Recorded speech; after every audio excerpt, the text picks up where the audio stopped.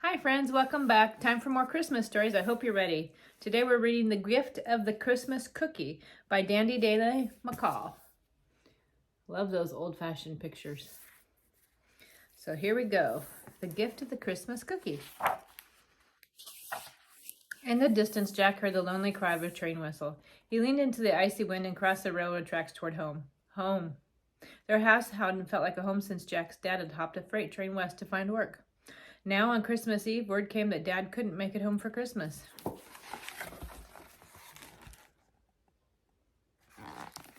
Looks like a nice little area. As Jack stepped into the house, the heavenly scent of sweetbread and licorice wafted from the kitchen. Cookies! But it couldn't be. Mom had put every penny Dad sent home straight into a cookie jar. There hadn't been a single cookie in that jar for over a year.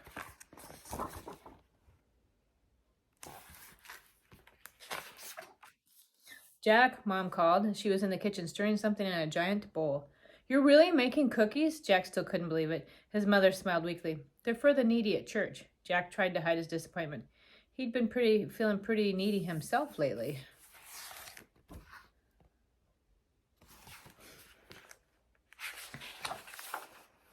Unpack the cookie boards, Jack, said his mother, not missing a beat of the dough. Jack unwrapped the carved wooden shapes, a shepherd, a star, a camel, a king, a man and a woman kneeling, and a baby and a cross. In the last mold was an angel the size of his hand. It's so big, Jack exclaimed. He could make a cookie like that last a whole week.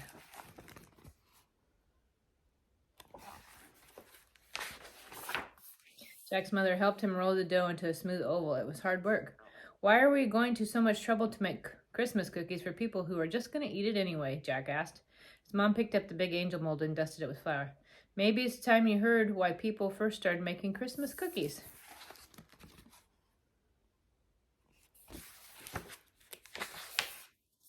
Jack watched as his mother pressed the angel board into the dough. The story goes back hundreds of years, She began, back to the Middle Ages, in the old country where your father's people lived. Times were hard. Jack rolled another batch of dough and wondered if times in the Middle Ages had been harder than they were right now, and if boys missed their fathers like he missed his.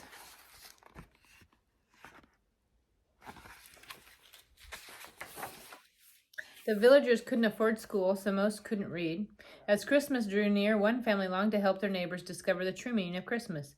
Let's carve figures to tell the story of Christ's birth, the father, a woodcarver, suggested. But the villagers were hungry. His wife pointed out, we should bake for them.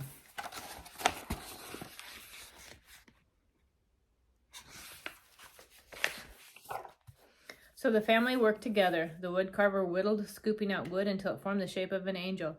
And he finished all the figures. Then his wife mixed sweet dough to fill the molds. When the cookies were done, the children decorated them with berries and colored sugar.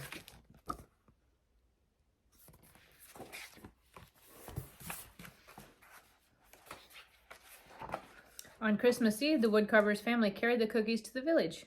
Soon a crowd gathered. As his daughter held up the angel cookie, the woodcarver began. Long ago, an angel like this one brought us the most wonderful news. Today, in the town of David, a Savior has been born to you, and he is Christ the Lord. They recounted the whole story of Jesus' birth as they handed out cookies to the amazed listeners. Ever since that night, generations have passed down the art of making Christmas cookies and telling the true story and meaning of Christmas.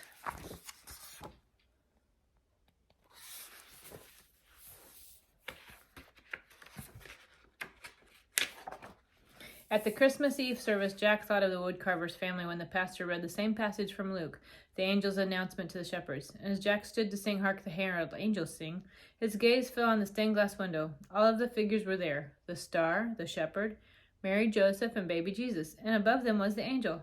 The window told the whole story, just like the Christmas cookies.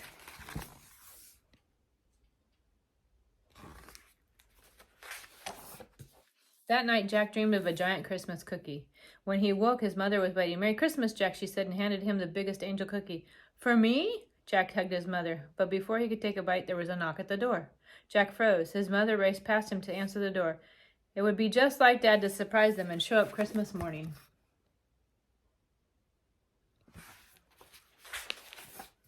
And an old man stood in the doorway. Could you spare a stranger a bite to eat, he asked. Disappointment choked on Jack's words and made his eyes water.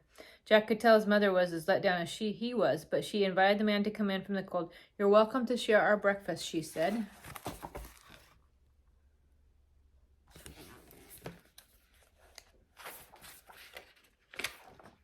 The stranger ate fast without saying much, and when he'd finished every last crumb, he thanked them and left.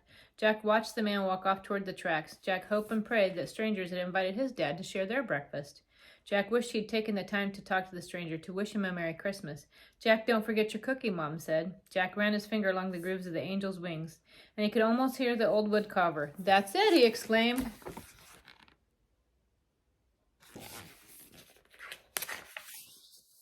Jack tore out of the house and ran to catch up with the stranger. "What's this?" asked the stranger, taking the cookie Jack offered. "It's yours," Jack explained, "and there's a story that goes with it."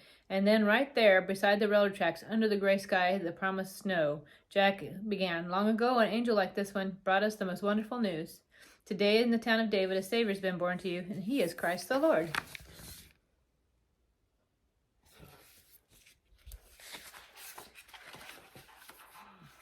Oh, and then there's the original Christmas cookie recipe. I'll share that too, in case you want to make Christmas cookies yourself to share with people. So there you go, the meaning of Christmas.